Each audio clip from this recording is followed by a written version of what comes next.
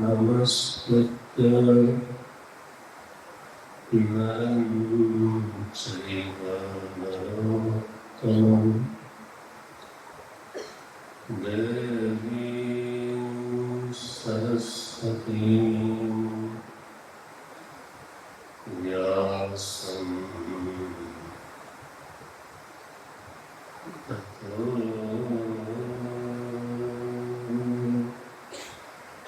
Jayamuni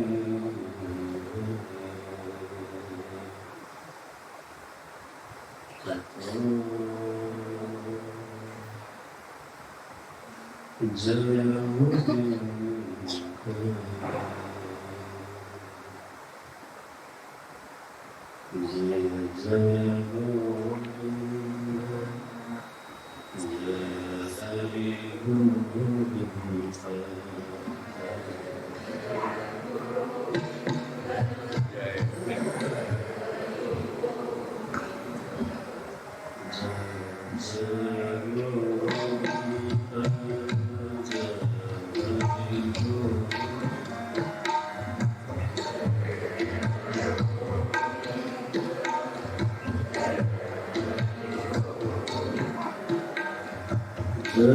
Jaya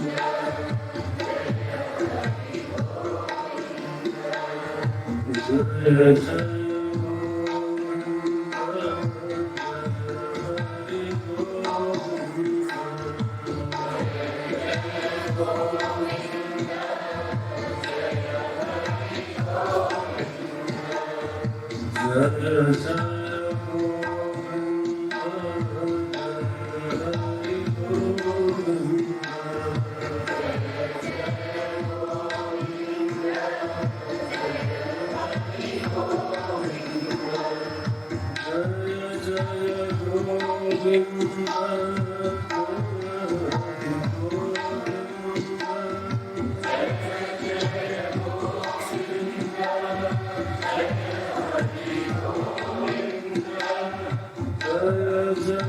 Hari Govinda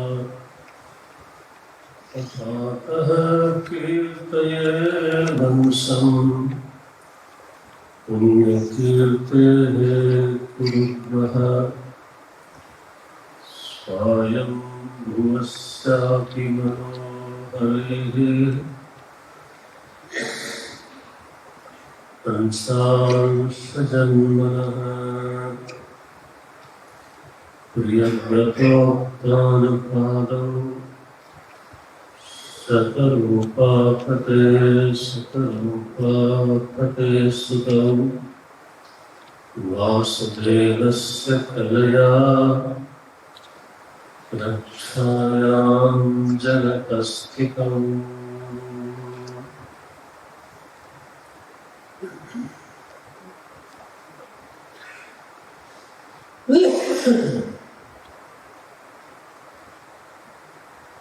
तो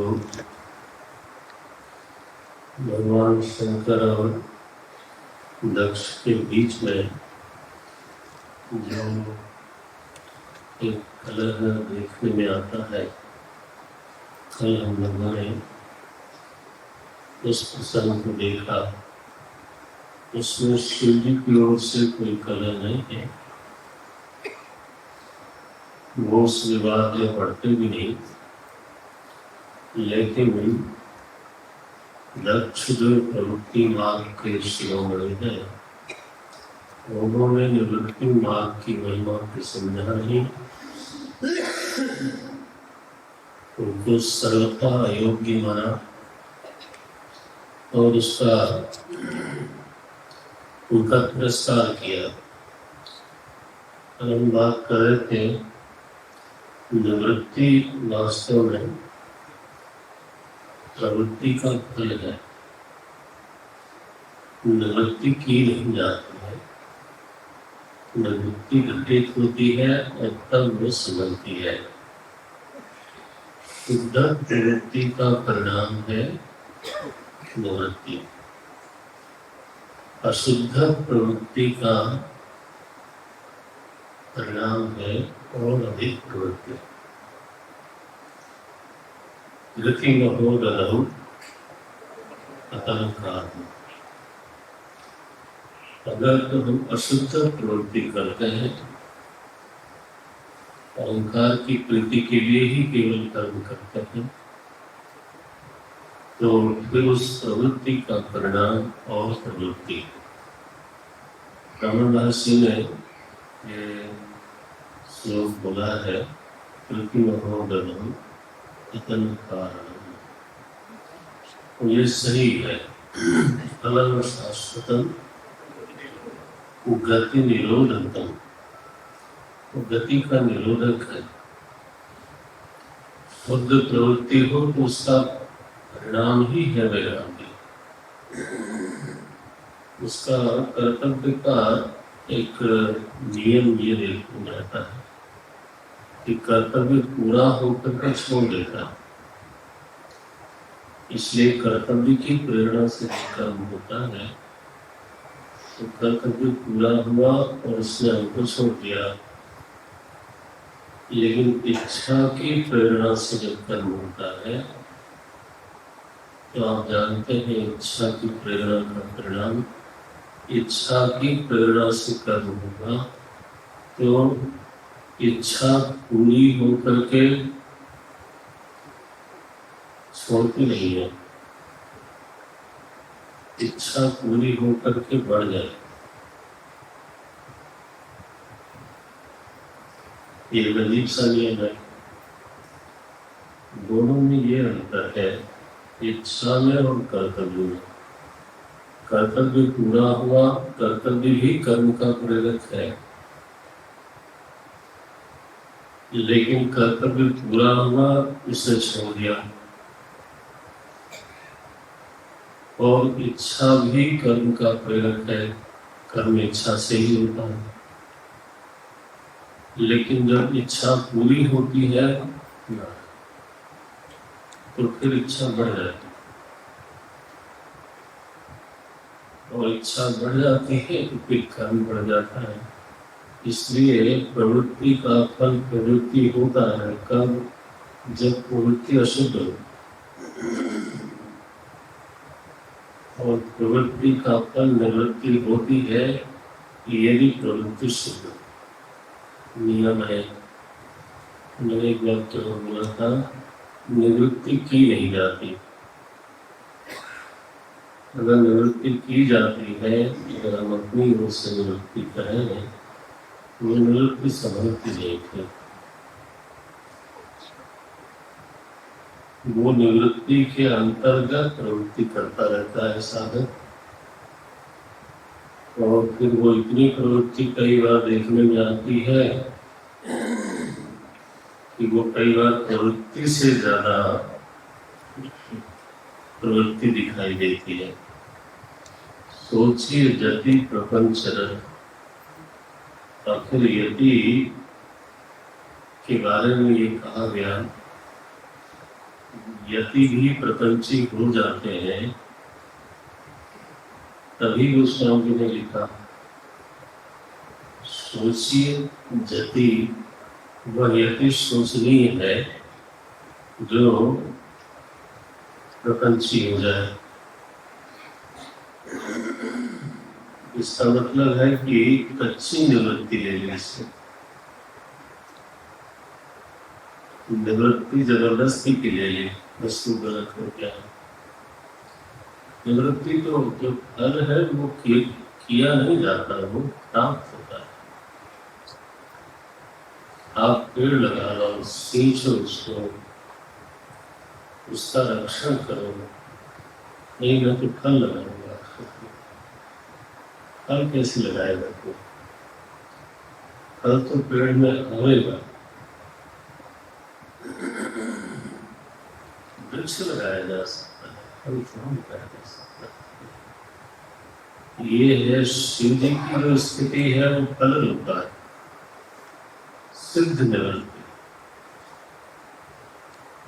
दक्ष प्रवृत्त है वो ठीक है, कोई दिक्कत नहीं है, आप प्रवृत्ति में रहो, लेकिन फिर निवृत्ति से द्वेष मत करो, क्योंकि अंततः ये मालूम होना चाहिए जो भी प्रवृत्त है उसको ये बात कम से कम मालूम होना चाहिए कि मैं आज प्रवृत्त हूँ क्योंकि मेरी योग्यता यही है, लेकिन मुझे जाना निवृत्ति में है, यह बात साफ। ऐसा जब ज्ञान ठीक बना रहेगा, किसका? प्रवृत्त व्यक्ति का।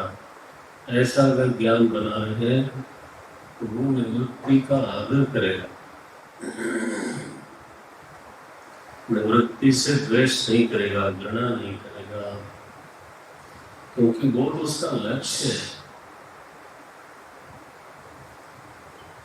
वो निवृत्ति की सराहना करता है, आदर करता है, निवृत्ति की मन में इच्छा रखता है। मनु महाराज की शुद्ध प्रवृत्ति हुई तो उनके चित्त में वैराग्य आया, और उनको लगता है कि मुझे वैराग्य नहीं हो, कोई न विषय विराग भवन बसत भाग संस्थान, बहुत दुखला। मनु महाराज का परिवार कोई मेरे अधूरा नहीं था, मेरा पूरा परिवार था। 5 संतानों की देवहूति आकृति प्रसूति ऐसी लड़की है, कान पाक प्रिय व्रत जैसे जैसे पुत्र है, कोई कमी नहीं है। लेकिन वैराग्य हो जाए तो ये सब कोई बहुत मतलब भी नहीं रह जाता। उन्होंने प्रवृत्ति शुद्ध करी तो वैराग्य, यह नियम है। तो इस पूरे प्रयोजन का फलितांश ये है कि हमें प्रवृत्ति निवृत्ति का थोड़ा ज्ञान होना चाहिए। गीता जी में सात्विक बुद्धि का ही लक्षण किया गया है। बहुत कीमती बातें हैं, इनको बंद रखना चाहिए। उन्होंने कहा वह बुद्धि सात्विक है जो प्रवृत्ति को भी जानती है और निवृत्ति को भी जानती है, बंधन को जानती है और मोक्ष को जानती है। प्रवृत्ति च निवृत्ति च।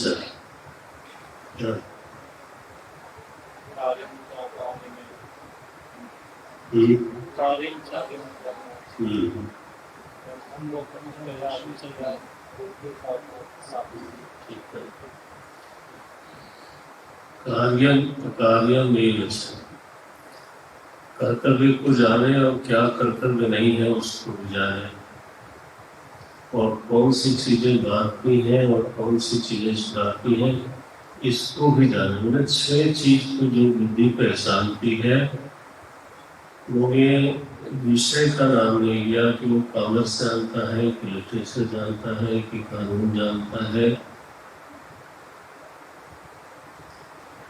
इसके लिए वो सात्विक या राजसिक या तामसिक नहीं है कि वो विज्ञान जानता है। क्या जानता है यह गीता जी में नहीं कहा, बिल्कुल वो विषय उठाया जो विषय हमने कभी ध्यान ही नहीं दिया। कार्य कार्य भया भय बंधन संचया व्यक्ति सा पार्थ सात्विकी आर्चने भया भय सूर्य। क्योंकि बात यह है कि हम कानून के बहुत अच्छे जानकार हैं, लेकिन उसका प्रयोग सही जगह करेंगे इसका कोई निश्चय नहीं। ऐसे ऐसे लोगों का केस लेते हैं वकील, ब्रिलियंट वकील, बताइए आप जानते हैं क्या नाम? मलन मले मलानी।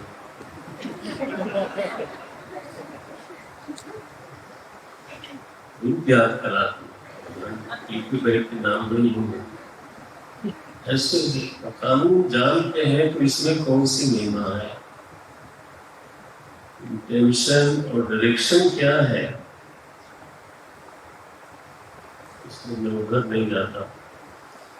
यहाँ तो ये है, तो ये बात जाननी चाहिए कि प्रवृत्ति का उद्देश्य अंततः निवृत्ति में होता है, तब दक्ष वाली कहानी नहीं घटेगी, नहीं होगी। आदमी धीरे धीरे स्नेही स्नेही निवृत्ति में प्रवेश कर जाएगा। ये प्रकरण इसलिए आया 7 अध्याय में। 8वें अध्याय से महाराज मनु के पुत्रों की कथा शुरू होती है। एक पुत्र है उत्तानपाल, कथा आपको मालूम है। उत्तानपाल की 2 पत्नियां हैं, नाम बहुत अच्छे अच्छे हैं, एक सुमति और एक सुरुचि। एक का टेस्ट बहुत अच्छा है, सुरुचि, उनकी संतान का नाम है उत्तम, स्वाभाविक है। और एक सुनीति है, उनकी नीति बहुत अच्छी है, उनकी संतान का नाम है ध्रुव, वो भी स्वाभाविक है। यह कथा इस तरह की आती है कि महाराज उत्तानपाल बैठे हैं एक दिन और उत्तम उनकी गोद में बैठे हुए हैं। ध्रुव आए तो काफी हक बनता था बाप की गोद में बैठने का, तो वो गोद में बैठने की कुछ चेष्टा कर रहे थे और शायद महाराज बैठाना भी चाहते थे, लेकिन उस समय महाराज सुरुचि आ गई और उन्होंने को कुछ ऐसा ऐसा बोल दिया।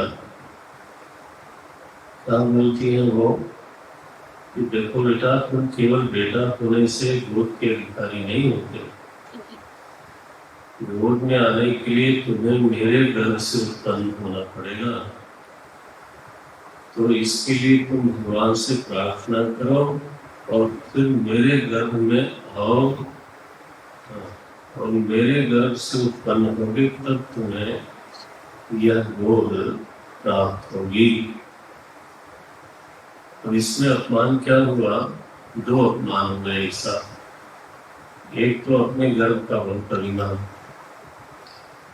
दूसरा क्या कहा उसने कि तुम प्रार्थना करो मेरे गर्भ में आओ। क्या मतलब है? मनो, पहले तो मरेगा तब तो उसका पुनर्जन्म हुआ। पहला तो यही बहुत गलत बात है। दूसरे ये भी कहा उसने कि केवल प्रार्थना से तुम मोक्ष के अधिकारी नहीं बनोगे। प्रार्थना करने का फल है कि तुम्हें मेरा गर्भ प्राप्त होगा। प्रार्थना से सीधे भोग में नहीं आ सकते। प्रार्थना में इतना बल नहीं है कि वो तुम्हें राजपद दे देवे। ये तो मैं भगवान का भी अपमान हुआ। ध्रुव जी आया अपनी माता के पास रोते गाते, माता जी बड़ी सहनशील है, सुनीति है ना। उन्होंने कहा देखो बेटा, वैसे तो ठीक है तुम्हें मालिक किया गया, लेकिन उन्होंने जो प्रार्थना वाला बात कही थी ना, वो सही नहीं। जब दुनिया के द्वार बंद दिखाई देते हैं, यहाँ तक कि पिता का भी द्वार कदाचित बंद दिखाई दे, वो भी असहाय हो गए, तो उस समय भी एक द्वार हमेशा आदमी के लिए खुला रहता है। वो द्वार कभी बंद नहीं होता। वो है शरणागति, वो है ईश्वर की स्मृति, वो है उनकी भक्ति। चाहे सकाम ही सही, लेकिन उनकी भक्ति का द्वार हमेशा खुला है।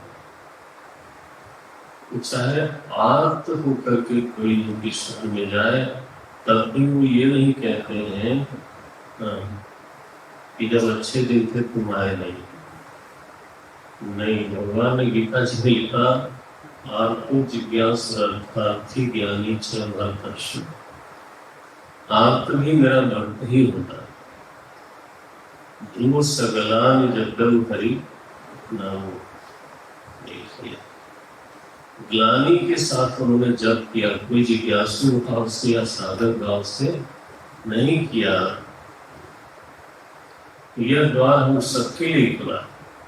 ध्रुव की कथा में एक और बात है, वो ये है कि जिस चीज का हमको अधिकार है, हक है, जिस चीज के लिए मैं योग्य हूँ, दुनिया ऐसी है कि वो हमें मिल ही जाएगी ऐसा जरूरी नहीं। योग्यता उपलब्धि में हेतु है, लेकिन अनिवार्य हेतु नहीं। यह बात जाने रहना चाहिए, उससे झटका नहीं लगेगा, निराशा नहीं होगी। हम लोग ऐसा मान लेते हैं कि योग्यता होगी, उपलब्धि क्यों नहीं होगी। विश्व पितामह की जो योग्यता थी, उनकी उपलब्धि वैसी हुई क्या। महाराज युधिष्ठिर की जो योग्यता थी, क्या यही योग्यता थी कि वो 13 वर्ष वन में रहे। क्या यही योग्यता थी कि वो 12 वर्ष वन में रहे और 13वें वर्ष में जो राष्ट्रीय युद्ध करने वाला सम्राट है, वो एक छोटे से राजा का सारण बनकर के बैठे, क्योंकि हाँ में हाँ मिला, मनोरंजन करने के लिए उनको नौकरी मिली। और बताइए, यही योग्यता है क्या? अर्जुन की क्या यही योग्यता है कि वो वन में रहे और बाद में महावीरंगना हो? ये ऐसा कोई नियम नहीं है। हमें किसी संत ने बोला था कि एक मंत्र देता हूँ तो मिला है। बोले नहीं, ये दूसरे ढंग का मंत्र है। क्या है? बोले ऐसा भी होता है। और क्या कहना था आपको, कुछ कहना? बोले नहीं, यही मंत्र। ऐसा भी होता है, तुम्हारे साथ पहली बार नहीं हुआ है, बहुत आराम मिलता है तुम्हारा। कोई बात ऐसी है उठपटांग हो जाए जीवन में, तो ये मंत्र एकदम याद आता है। ऐसा भी होता है। ऐसा भी होता है कि ध्रुव के पिता की गोद ध्रुव को नहीं मिली। आप उस कथा को देखते हो ना। गोदेव ने एक वाक्य लिखा, लोग इसको बुझाते भी हैं। उन्होंने कहा, you don't get what you desire, You get only what you deserve. You quote that form. You don't get what you desire. You get only what you deserve. लेकिन अगला वाक्य छोड़ देते हैं तो गलती हो जाती है. And only he knows what you deserve. ये साथ में उन्होंने लगा दिया. वो लोग छोड़ देते हैं. How can I know that I deserve this? तो ये जो वाक्य होते हैं, ये कथाएं होती हैं, उससे बहुत सारे एंगल हैं.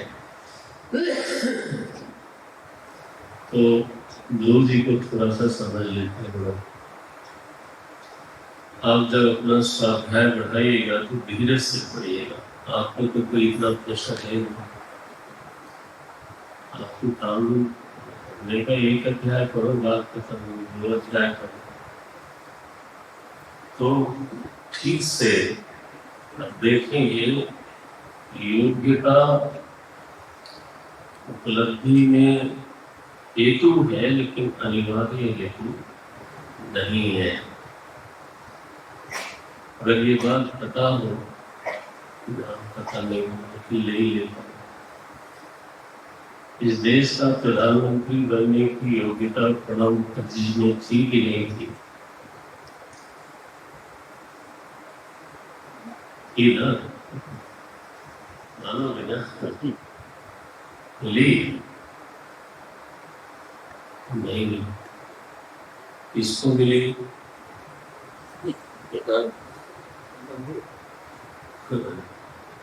जिसको उनमें से किसी ने नहीं सोचा था, और हो सकता है उन्होंने भी न सोचा.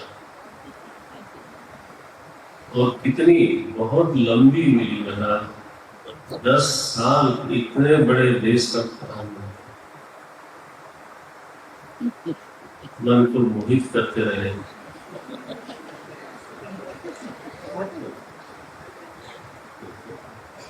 नाम ही ऐसा है. इसलिए यह कोई नियम मन में रख के चलना नहीं चाहिए जीवन में. मालिक साहब की शरणागति सबसे बड़ी है. वो जैसा चाहे कैसा करे. जो भावे सो कर कृपा, तेरो तुलसी. तुलसी तेरा है, जो आपको अच्छा लगे करो, मुझे तो सोच आपकी रजा बनी रहे. तेरा भाना मीठा लागे. नानक जी को तेरा भाना मीठा. शरणागति से बढ़कर आरामदायक जगत है नहीं. नारायण. तो दूसरा जो बहुत बड़ा संदेश यहाँ आता है कि एक द्वार हमेशा खुला है. जहाँ पर हमारी माता भी हमारी सहायता नहीं कर सकती, पिता भी मजबूर है, कहीं से कोई मदद नहीं मिलती दिखाई देती है, वहां भी एक द्वार. वो कहते हैं सारे दरवाजे बंद हो गए. सारे दरवाजे कभी नहीं बंद होते. दुनिया के दरवाजे बंद हो सकते. प्रार्थना का, शरणागति का जो द्वार है वो आज भी खुला है, आगे भी खुला रहेगा. हाँ, हमारी जो प्रकृति है, बल्कि ऐसा कहना चाहिए, हमारी जो दुष्ट वो ये है कि खुले द्वार में प्रवेश नहीं कर. सिर मारते हैं वहां जहां दरवाजा बंद है. ये प्रकृति को जरा सा छोड़ना चाहिए. जब सारे दरवाजे खुले हो तब भी इस दरवाजे पर हमेशा रहना चाहिए.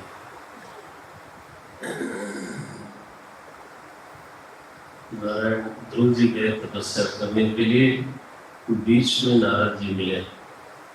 मैंने आपको निवेदन किया था, कुछ प्राकृतिक नियम है, कुछ ईश्वरीय नियम है कि अगर सच में कोई जिज्ञासु है, सच में कोई शरणागत होना चाहता है, सच में कोई साधना करना चाहता है, तो प्रकृति की ओर से उसको मार्गदर्शन मिलता है। अब गुरु जी ने आह्वान नहीं किया था नारद जी का, लेकिन नारद जी प्रकट हो गए। पहले तो उन्होंने समझाया, विमुख करने का प्रयास किया, प्रयास किया, हट जाओ, क्यों ऐसा कर रहे हो, भूल सोच रहे हो, तुम्हारा मान क्या, अपमान क्या। लेकिन गुरु जी माने नहीं तो संकल्प दृढ़ है, दृढ़ संकल्प है तो फिर नारद जी ने ही उनको साधना पद्धति बताई। हम लोग बचपन से सुनते रहे कि नारद जी एक पांव पे खड़े हो गए, ऐसा हम लोग सुने। ऐसा नहीं है, नारद जी ने एक बहुत व्यवस्थित साधना की। सारी गुरु जी ने बहुत व्यवस्थित, नारद जी ने उनको समझाया कि दिन भर साधना करनी हो तो कायदे से ही हो सकती है। यहाँ साधना दिन भर की कैसी है वो एक बार नजर हम डाल लेते हैं। बोलते हैं तत्तात गच्छन् भद्रं ते। नारद जी आशीर्वाद देते हैं, हे तात तम गच्छ, तुम्हारा मंगल हो। यहाँ तो यमुना जी के तट पर मधुवन में जाओ, वहाँ त्रिकाल स्नान करना, स्नात्वा अनुस्मरणम, यह भी एक साधना है महाराज। चित्त के प्रक्षालन में सहयोग करता है। देहाभिमान हम लोगों को बहुत है, तो देह की मलिनता को अपनी मलिनता हम मानते हैं।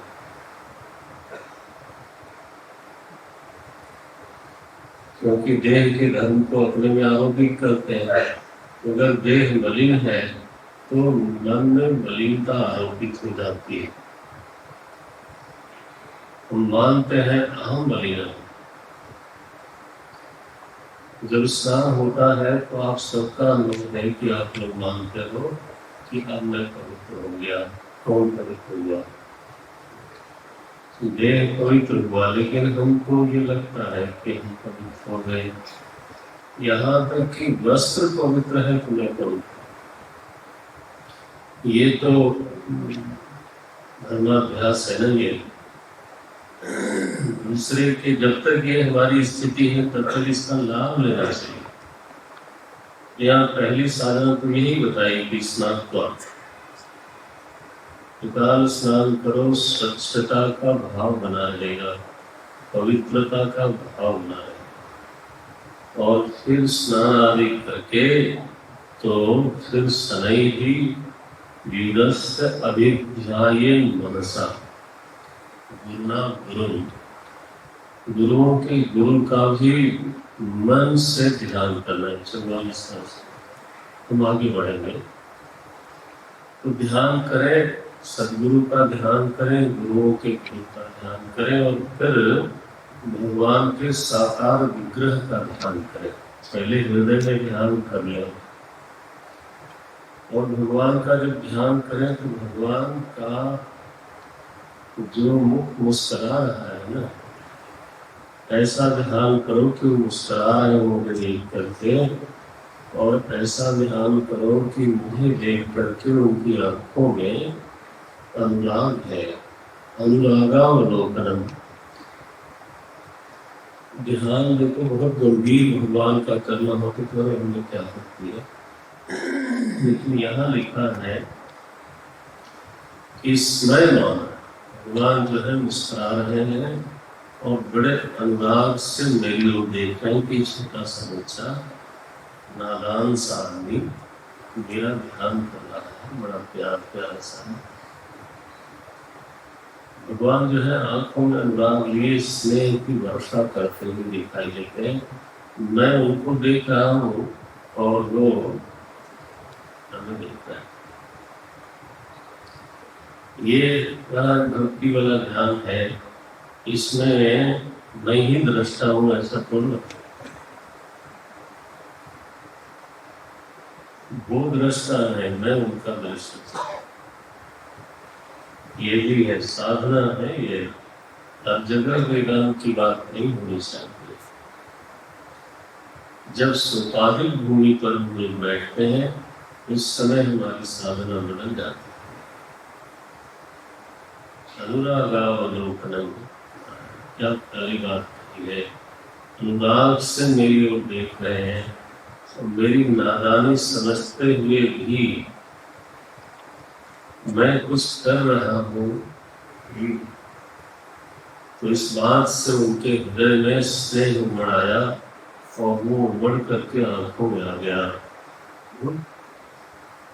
मेरी ओर देखते हैं, मैं उनको देखते हैं। जितना देर संभव है उतनी देर तक ऐसा ध्यान करो। समय कितना ये नहीं बना, उतनी देर ध्यान करो। स्नान करो, गुरु का स्मरण करो, फिर ध्यान करो। ये एक पैर वाली बात तो यहाँ आई ही नहीं है ना। फिर ध्यान में बहुत देर तक तो नहीं रह सकते, तो बहुत देर तक वाली साधना ये है कि जप करो। जप्यम जप्यस्य परमो गुह्यः। जब किसका करे प्रभु, तो नारद जी आए थे गुरु जी को विमुख करने के लिए, घर लौटाने। अब स्वयं ही गुरु बन करके मंत्र दे रहे हैं। जप करना किसका, मंत्र क्या है? ओम नमो भगवते वासुदेवाय। इस मंत्र का जप करो। ये मंत्र अगर ठीक से जप होता है तो अपने अर्थ को मेरे हृदय में प्रकट करता है और अपने अर्थ सोपाधिक अर्थ को आंखों के सामने भी प्रकट करता है। मंत्र की शक्ति है, नाम की शक्ति है कि वो नामी को प्रकट करता है। शबरी ने नाम जपा, उसके सामने नामी प्रकट हो गया। ये अद्भुत विज्ञान है। जप वाला जो है वो एक आध्यात्मिक विज्ञान हमारा श्रद्धा रखना बिल्कुल होता है। ऐसा हो सकता है आपका अनुभव भी हो। अच्छा, जब से भी मन हट जाता है तो तीसरी साधना ये है, कहो तो चौथी है। चौथी साधना ये है कि पूजा करना। भगवान का कोई विग्रह, कोई शालग्राम, कुछ भी आलम्बन लेकर के, संभव हो तो शास्त्रीय आलम्बन लेकर के उनको पवित्र स्थान पे विराजमान करवा के और फिर उनका अभिषेक करो, चंदन लगाओ, फूल चढ़ाओ। लिखा है सपर्याम विविधैहि द्रव्यैहि। सपर्याम माने पूजा। वो एक बहुत बढ़िया चीज हुआ। अगर समय हो, साधन हो, करने का समय हो तो आदमी को घंटों पूजा कर सकता है। 1 घंटा 2 घंटा आराम से भगवत भक्ति में देखता है। कई लोगों की ये समस्या, समय कैसे कटे, काटते हैं समय को। अब समय उनको काटता है, दोनों में से कोई किसी को काटेगा ही। समय मिला हो तो समझो कि स्वर्ण काल। सपर्याम विविधैहि द्रव्यैहि। लेकिन अब जंगल में विविध द्रव्य कहाँ से मिलेंगे? बोलते हैं देश काल विभाग। जैसा देश है, जैसा काल है, उसको जान करके यथा प्राप्त द्रव्यों से। इसलिए पंडित जी लोग जो पूजा कराते हैं तो यथा लब्ध द्रव्य सब बोलता है। पूजा में बहुत द्रव्य का आग्रह नहीं करना है।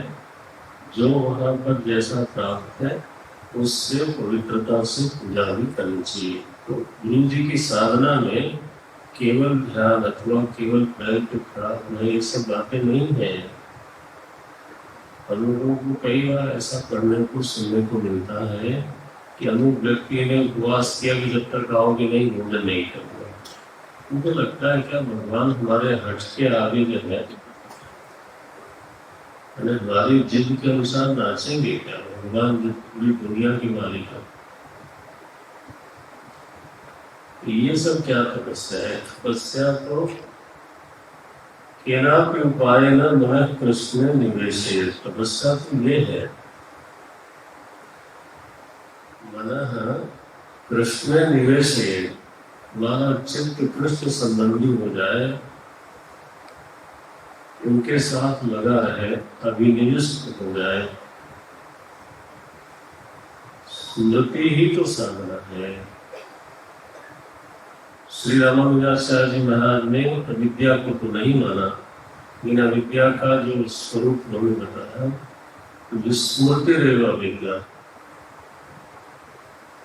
उन्होंने कहा विस्मृति ही अविद्या है। अर्जुन को स्मृति आई थी, यही उसकी विद्या है, ऐसा उन्होंने विस्मरण है। और इसीलिए हनुमान जी के मुँह से आया ये विशिष्टाद्वैत के अनुसार वाक्य बहुत अच्छा है। हनुमंत विपत्ति प्रभु सोई, जो जब तब सुंदर भजन न हो। विस्मृति विमुक्ता है, स्मृति सम्मुक्ता है। उस स्मरण होना चाहिए। अब वो पूजा से होती है, जप से होती है, ध्यान से होती है, स्नान से होती है, ये तो साधन है, आलम्बन है। मुख्य बात तो सम्मुखता है ना।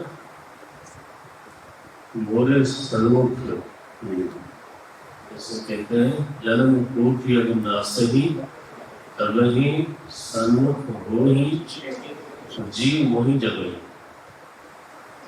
बस वो सन्मुख होने वाली बात है, वो तपस्या है, वो तो समझ में आता है। लेकिन ये हिरण्यकश्यप वाली तपस्या क्यों करने लगते हैं? ये कोई दुखी तपस्या तो नहीं। फिर बोलते हैं कि जब समय मिलता है तो उस समय भगवान के अवतार की लीलाओं का चिंतन करो, ध्यान करो, जप करो, पूजा करो, स्नान करो, और बोलते हैं चिंतन करो। स्वेच्छावतार चरितैः अचिंत्य निज माया। भगवान जो निज इच्छा से अवतार लेते हैं, उसका चिंतन करो। ये पांचवी साधना बताई महाराज। और छठी साधना बताई कि अकेले में गुनगुनाओ, भगवान का भजन करो, उनसे बातचीत करो। सम्यक भजताम भाव वर्धनम। भजन जो है ना, उसमें राग ताल से अगर मदद मिलती हो तो अच्छा है, लेकिन भजन का मुख्य उद्देश्य जो है ना, उस संगीत की संतुष्टि कम है, ये ध्यान में है। भजन का मुख्य उद्देश्य है भाव वर्धन। ये होती है, ये साधना ध्रुव ने करी महाराज। 6 तरह से दिन बिताओ, प्रतिदिन यही साधना करें। आप देखें ध्रुव जी की कथा में उनकी जो साधना का विवरण है वो अमृत है। वो हमें समझना चाहिए, जितना संभव है अपने जीवन में इसको उतारना चाहिए। साधना का परिणाम ये हुआ कि भगवान प्रकट हो गए। अब ध्रुव जी जो है हाथ जोड़ करके कुछ स्तुति करना चाहते थे, लेकिन स्तुति कर नहीं पाए। तो उन्हें कुछ पढ़ा लिखा ही था, तो 5 वर्ष का महात्मा चला आया था वन में। भगवान जो है ना, उनका शंख वो वेद है।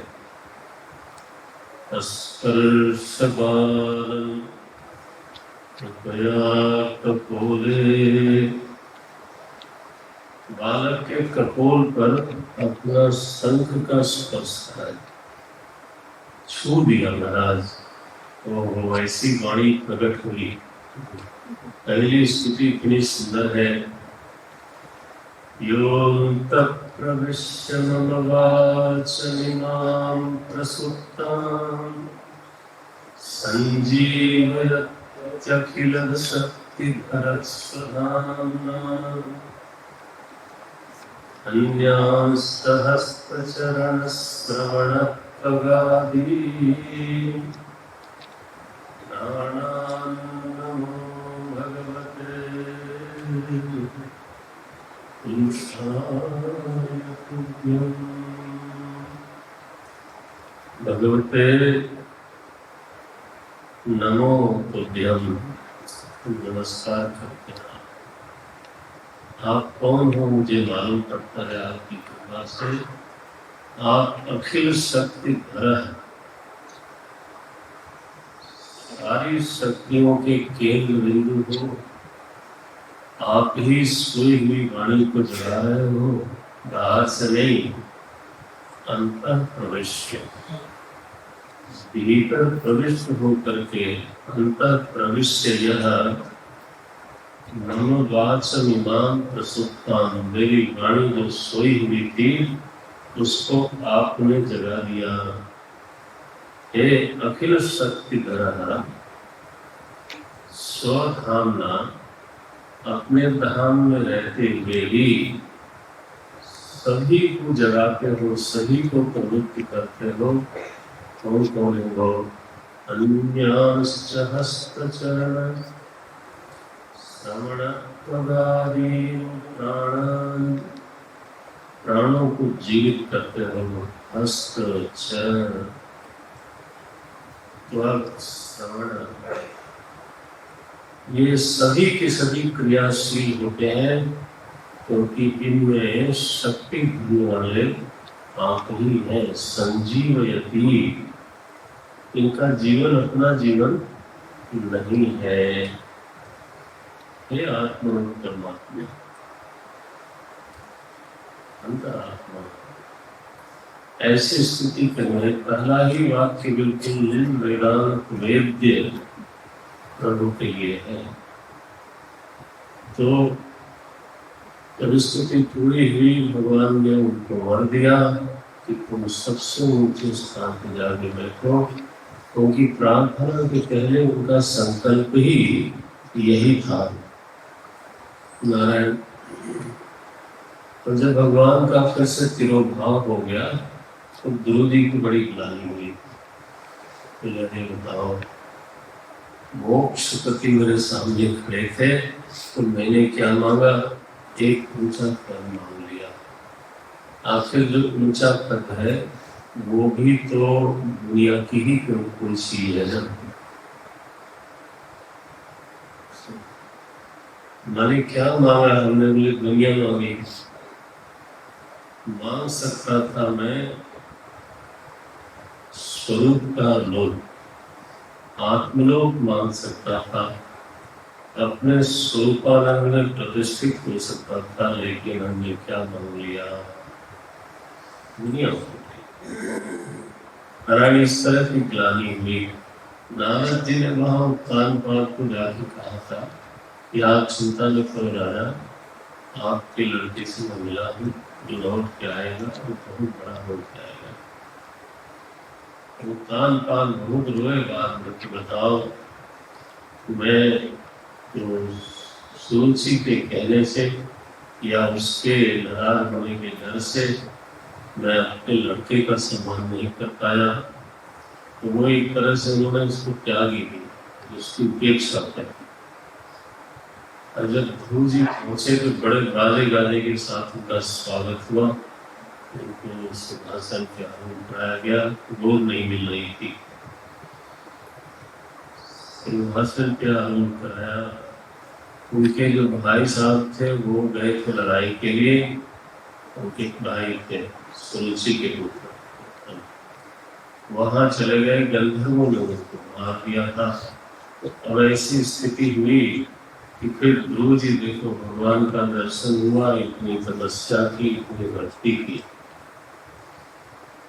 लेकिन आदमी नहीं था भाई। ये बड़ा कष्टदायक है।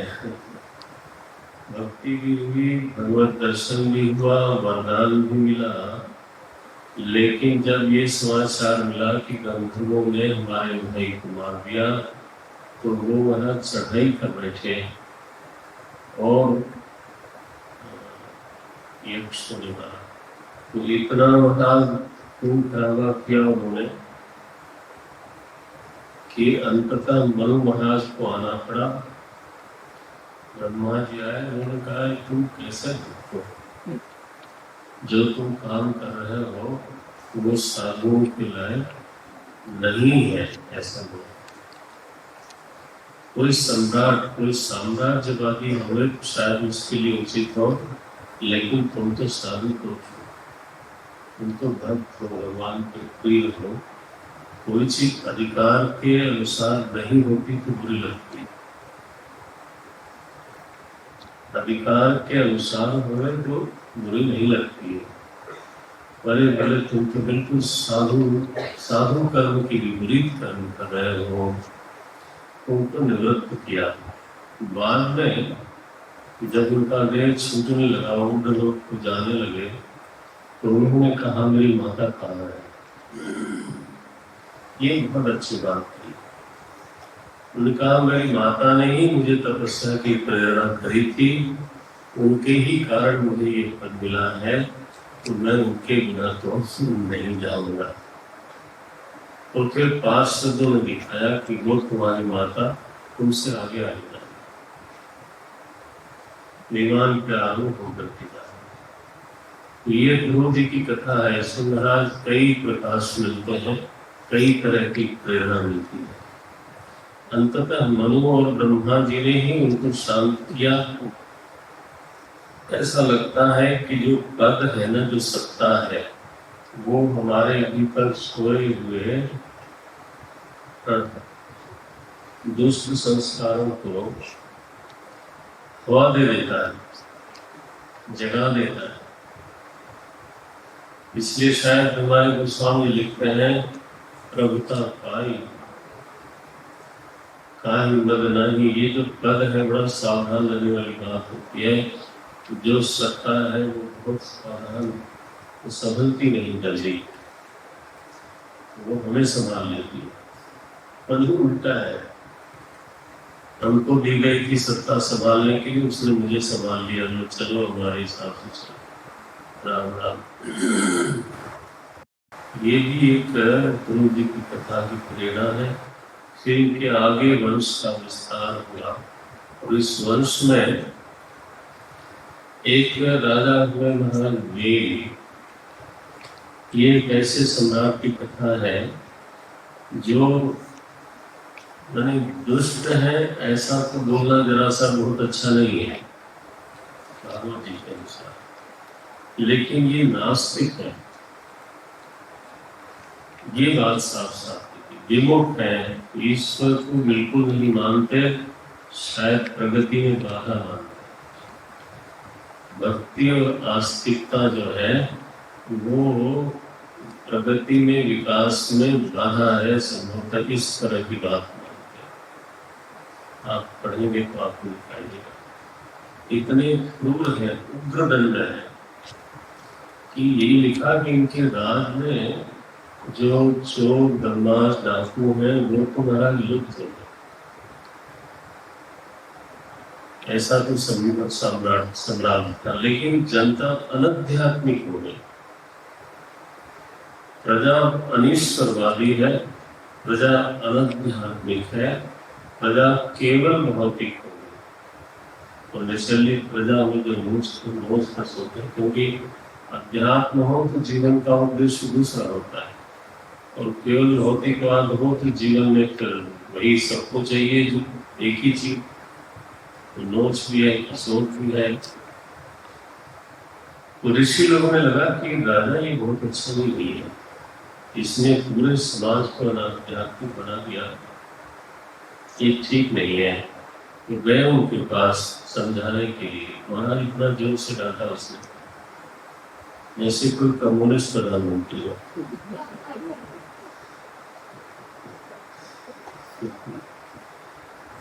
मैंने वेल के बारे में गोस्वामी जी ने ये कहा कि अधम को वेल समान। और यहाँ श्री सुखदेव जी महाराज ने रास पंचाध्याय के अंत में ये बात की। बोले भाई ईश्वर को चाहे शत्रुता सही सही, शिशुपाल ने माना तो सही, लेकिन जो वेन है उसने माना ही नहीं, तो उसका लक्ष्य क्या बचा फिर? उसका लक्ष्य ले दे करके क्या होगा? दुनिया। तो ये अधम होने का मैंने पहला बीज ये है कि आदमी लक्ष्यहीन हो जाए, वो केवल दुनिया चाहता हो, तो दूसरे की दुनिया छीनेगा, तभी तो उसकी दुनिया बड़ी होगी। अगर राजा हो तो महाराज लड़वाएगा अपना हथियार बेचने के लिए और बहाना बना के दूसरों पर आक्रमण करेगा, यही सब गड़बड़ होती है। तो वेद को बहुत निंदनीय माना गया, और जब ऋषि लोग गए समझाने तो उनको बहुत डांटा उसने। तो उसमें से अगस्त ऋषि थे महाराज, उनको जरा जल्दी आता था, तो उन्होंने भूकाल भरी है, ऐसा उन्होंने भूकाल भरी तो मर गया। वेद हो गया महाराज। फिर स्थिति ये हुई कि देश अराजक हो गया। इन लोगों ने उनके बाहु का मंथन, पहले जंगली का मंथन किया तो एक निषाद प्रकट हुआ। निषाद शब्द आजकल केवल लोगों के लिए बोला जाता है, लेकिन निषाद शब्द संस्कृत में जो साहित्य में देखने जाता है उसका अर्थ होता है व्याध। माने जो अपने जीवन के लिए केवल पशु पक्षी को मारता हो। मुझे लगता है कि शायद ये केवट लोग मछली इसलिए मारते हैं, इसलिए ये शब्द उनके साथ लग गया। अन्यथा जो ये व्याध है ना, जंगल में जो पंछियों को मारता है, पशुओं को मारता है, मारना ही उसका काम। मनुष्य जो है वो शेर नहीं है, शेर तो बिना मारे जीवित नहीं रह सकता, लेकिन मनुष्य के पास विकल्प बहुत है। जब इतने विकल्प हैं तो आप मारने मरने का काम क्यों लेते? आपको याद होगा वाल्मीकि जी के सामने क्रौंच पक्षी को मार गया हो, तो उसको वाल्मीकि जी ने निषाद कहा, मां निषाद, ये निषाद कहा था उसको। तो अभी कई बार कालक्रम से शब्द के अर्थ बदल जाते, कहीं का कहीं लग जाता है। तो जंघे से उनके निषाद की उत्पत्ति यह वर्णन है, और वो इसका मतलब है कि उनके भीतर जो कालुष्य है ना, उसको लेकर के तो काम खत्म हो गया, निषाद की उत्पत्ति हो गई। बाद में निषाद में महाराज पृथ्वी की बड़ी मदद करी, लेकिन बाहुओं का जब मंथन हुआ, ये अयोनिज है, बिना माता के क्या बोलते हैं, पुरुष के शरीर के सेल से ही बना दिया। ये जो आजकल कॉन्सेप्ट कभी कभी मैं सुनता हूँ, at least the concept has been introduced here. तो मंथन किया और उसमें से महाराज पृथ्वी प्रकट हुए, अवतार माने जाते हैं, इसलिए जय बोला। बोलिए महाराज पृथ्वी की। और साथ में बाएं बांह से अर्ची उत्पन्न हुई, गोद की पत्नी बनी, और महाराज पृथ्वी की अद्भुत महिमा है। महाराज पृथ्वी की महिमा ये कि उस समय पृथ्वी ने अधर्म के कारण, वेन के अधर्म के कारण अपनी पोषक संपत्तियों को छिपा लिया था। ऐसा प्रतीत होता है आपको ग्रंथों को पढ़ने से कि जो मनुष्य है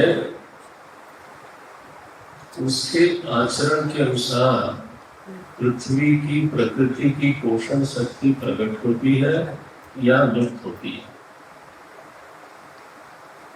माने पृथ्वी में जो पोषण शक्ति है उसके लोग या प्राकृतिक का जिम्मेदार हेतु मनुष्य ही है, क्योंकि अधर्म जो है वो मनुष्य के अलावा कोई कर नहीं सकता। ये बहुत विचित्र बात है। मैंने पर्यावरण में दोष हाथी की वजह से नहीं आया, सिंह की वजह से नहीं आया, किसी भी जानवर और पक्षी की वजह से नहीं आया। देखने को तो बड़ा छोटा सा मासूम सा प्राणी लगता है, मनुष्य कमजोर सा प्राणी लगता है, लेकिन इनकी स्थिति ऐसी है, ऐसी बड़ी बड़ी उपलब्धि करते हैं महाराज। इतना बड़ा महाभूत है वायु, उसको गंदा कर दिया इन्होंने। जय हो, किसकी जय हो? मनुष्य की पूरी वायु महाराज इन्होंने गंदी कर दी। आप सोचे, जब गंदा कर दिया फिर शुरू है। जय हो। और इन्होंने टेम्परेचर को इम्बैलेंस कर दिया, अग्नि तत्व को दूषित किया, इन्होंने ही संबंध नहीं किया। और पृथ्वी में जो क्षरण हो रहा है उसका भी जिम्मेदार यही सेवार। 3.5 हाथ के पिलपिले से आदमी बिल्कुल सही बात हमारा। थोड़ा सा बरसात हो जाए पर तो ज्यादा हुई, थोड़ी सी बरसात हो जाए तो लोग टोपी पहनने लगते हैं। और पंखा तेज किसी को चाहिए, किसी को धीमे चाहिए, लेकिन अब क्या करें, और जाए करके उसको 2 या 3 पे करें। मैंने एक बार कहा हमेशा 3 पे सेट कर दो पंखे को, तो इतने लोग मैंने तत्पर नहीं है कि जाकर उसको फुल करेंगे। हम सभी लोग जरा आलसी भी है ना, जितने भी सेट है उतने के रह जाता है। अब तो सुन ही लिया है, कर दो, क्योंकि जब तो धूप गर्मी होती है तब तो ठीक है, अदरवाइज मैं देखता हूँ शुरू में आता हूँ कुछ लोग खांसते भी मिलते हैं और बाद में कुछ एडजस्ट कर लेते हैं। और आज तो ठंडा लग रहा था शुरू में, मैंने अपना वाला बंद कर दिया। ऐसे हैं, इनकी ताकत इतनी नहीं है, तुरंत जुकाम, तुरंत भीग जाए तो ऐसा, मौसम बदल जाए तो पहले उनसे मिल के जाता है। कुछ लोग ऐसे में मुख्य व्यक्ति होते हैं, उनसे मिले बिना मौसम विदाई नहीं लेता, और उनसे मिले बिना मौसम आता भी नहीं है। तो क्या हो गया, बोले वो सीजन। अच्छा मिल आया,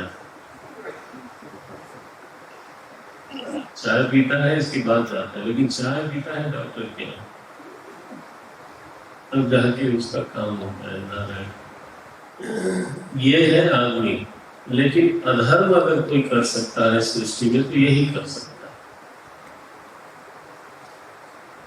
धर्म भी यही कर सकता है, अधर्म भी यही कर सकता है, इसलिए देश केवल मनुष्य को दिया जा रहा है। भाई जो कर सकता है अच्छा भी बुरा भी, उसी को कहा जाएगा भैया बुरा लगता है। तो जब भी मनुष्य किसी भी समाज में अधर्मी होता है तो मानो हमारे ग्रंथों में देखने को मिलता है, यहाँ पृथ्वीराज की कथा में है और वहाँ भगवान राम के राज्य में देखने में आता है। पृथ्वी अपनी पोषण सामर्थ्य, अनंत सामर्थ्य है प्रकृति में पोषण करने की। बोले आप लोग ऐसे ही बोलते रहते हो अनंत अणु। एक अणु में हमें बताया जाता है कि इतनी ऊर्जा है, कितनी ऊर्जा है। हिरोशिमा ऐसे गायब हो गया, क्या था, सारी पृथ्वी का कोयला फूकने से शायद इतनी ऊर्जा नहीं निकलती। ये दशा है। ये एक सच्चाई है कि हमें खुद मालूम नहीं है कि प्रकृति में पोषण की और विध्वंस की कितनी शक्ति है, बोल नहीं सकते। लेकिन जब वो छिपा लेती है तो फिर क्या मतलब रहा। वहां पृथ्वी ने जब शासन संभाला तो प्रकृति बिल्कुल अपने में सब कुछ छिपाई गई थी। इन्होंने पृथ्वी को डांटा है आके, बुरा मैं तुम्हें नष्ट कर दूंगा। पृथ्वी खड़ी हो गई, पहले तो भागती रही, ऐसा लिखा है गौ बन के, फिर खड़ी हो गई। खड़ी हुई और वहां बोलती है कि निकाल में आप मेरे ऊपर गुस्सा कर रहे हो, आप उद्यम करो, मुझे सर्व करो,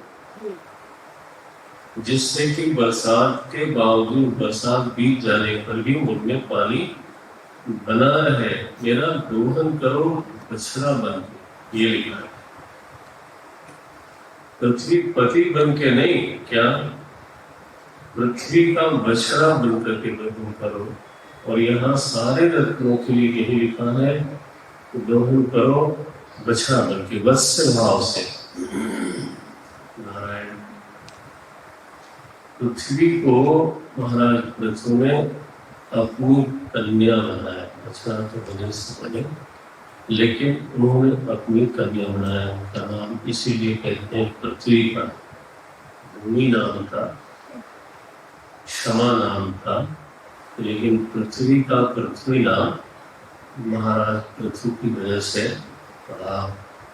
और इसके बाद इन्होंने जब पूरी तरह से समृद्ध हो गया राज्य, कि महाराज पृथ्वी है जिन्होंने नगर अलग बनाए, गांव अलग बनाए, पूर्वे अलग बनाए, इसीलिए इनको सबसे पहले राजा पद मिला। यहाँ एक वाक्य आता है कि राजा उसको बोलते हैं जो प्रजावृत्ति करह, प्रजानाम। प्रजावृत्ति करह का मतलब होता है क्या, ये एम्प्लॉयमेंट क्रिएट करें, प्रजा को वृत्ति देने वाला होता है राजा। अगर वो इस विषय में फेल है तो उसको फिर हम लोग राजा कहने में संकोच करेंगे, ऐसा बोलेंगे। तो जब ये सब कुछ बिल्कुल व्यवस्थित हो गया तब इन्होंने 99 यज्ञ किया। 100वां यज्ञ इंद्र भू करता था, बाद में भगवान प्रकट हुए, बोले आपको कोई इंद्र को बनना नहीं है, क्यों परेशान हुए, वर मांगो। क्यों महाराज पृथ्वी ने वर मांगा, महाराज सत्संग से कोई चीज नहीं है, आपके गुण चरित्र स्वरूप को सुनने के लिए मेरे पास 10,000 कान हो जाए। 10,000 कान हो जाए बायोलॉजिकली नहीं, उतना सुनने की सामर्थ्य और रुचि दे रहा हूँ तो मैं यही चाहता हूँ कि वर मिला उनको। बाद में एक दिन उन्होंने सभा बुलाई प्रजा की और प्रजा को संबोधित किया, बहुत सुंदर। यही मेरे ख्याल से कॉन्सेप्ट तुलसीदास जी ने रामराज जी में लिया, उसको पूर्वजन गीता बोलते हैं रामायण में। तो सारे नगर वासियों को बुला करके राम जी ने उपदेश दिया। उपदेश का पहला वाक्य जो है यहाँ पृथ्वी महाराज का, वो ये है कि प्रजा को आस्तिक होना चाहिए। ये सबसे पहली जरूरत है। अस्तिक अस्तिक यज्ञपति, यह बात तो जान के रखो आप लोग कि कोई न कोई ऐसा है जो आपके कर्म फल का दाता है। कर्म स्वयं फल नहीं देता, व्यक्ति का कर्म दूसरा व्यक्ति नहीं देता, कर्म फल का कोई न कोई दाता है। इस बात को जनता स्वीकार करे, जनता आस्थावान बनी रहे, आस्तिक बनी रहे। प्रजा को ये उपदेश क्या विस्तृत उपदेश है, मैं नहीं कर सकता। इसके बाद उनकी साधना से, उनकी तपस्या से, उनके सदाचार से, उनकी भक्ति से उनको सत्संग प्राप्त हुआ। किसका? सनत कुमार का सत्संग। और जब सनत कुमार उनके सामने प्रकट हुए तो बोलते हैं, अहो आश्रितम किम मे मंगलम मंगलाय नमः। हे मंगलाय नमः, 22वें श्लोक का बोलते हैं, मैंने ऐसा क्या मंगल किया कि आप सरीखे संत मुझे दर्शन दे रहे हैं। बहुत बड़ी बात ने इसका स्वीकार किया। किम आचरितम, किम मंगलम आचरितम गया, मेरे द्वारा ऐसा क्या, मैंने तो ऐसा कोई विशेष कर्म किया। आप तो स्वयं मंगल के अयन हो, घर हो। आप जैसे संतों का दर्शन हो, भगवान का परम अनुग्रह है, आपका स्वागत है, स्वागत है। स्वागतम वो निज श्रेष्ठाः यत् व्रतानि मुमुक्षु चरन्ति। मुमुक्षु लोग व्रत का आचरण करते हैं श्रद्धा से, धीरज से। आप जैसे संतों के मिलन के लिए आप मिले, आपकी बहुत कृपा है। अब मैं संप्रच्छे, अब मैं आपसे प्रश्न करूंगा।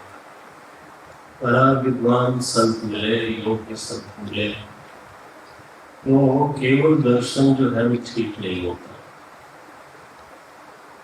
वो ठीक नहीं होता। सेवा दर्शन वो ठीक है लेकिन पूरा नहीं है। ये तो आप समझो लाभ नहीं लिया, पुण्य हो जाएगा महाराजियों के दर्शन से, आपको पुण्य हो जाएगा। सेवा से आपको पुण्य हो जाएगा, अविद्या भंग नहीं होगी। इसलिए संप्रच्छे